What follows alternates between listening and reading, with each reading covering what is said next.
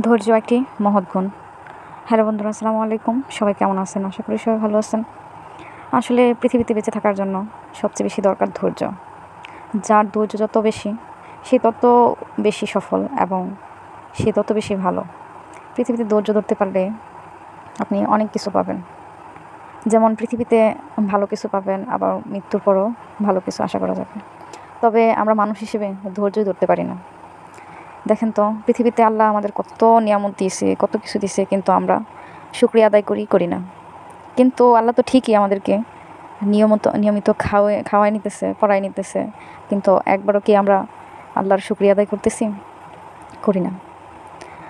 ধৈর্য ধরতে হবে এবং আল্লাহর শুকরিয়া আদায় করতে হবে।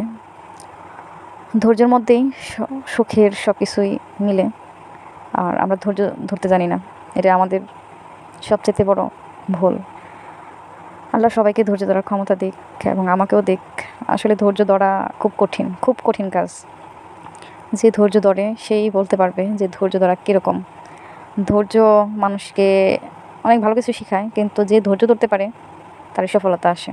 কিন্তু আমরা তো অনেকেই ধৈর্য ধরতে পারি না। আল্লাহ সবাইকে ধৈর্য ধরার তৌফিক দান করুক। আর সবাই সবার জন্য দোয়া করবেন।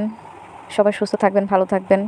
আমরা কি সবাই ধৈর্য ধরতে জানি না, কিন্তু আল্লাহর কাছে সবাই সবার জন্য দোয়া করবেন। আল্লাহ যেন সবাইকে ধৈর্য ধরার ক্ষমতা দেয় এবং আমরা যেন সবাই ধৈর্য ধরতে পারি। আসলে ধৈর্যের অনেক গুণ রয়েছে, তা আমরা অনেকে জানি, অনেকে জানি না।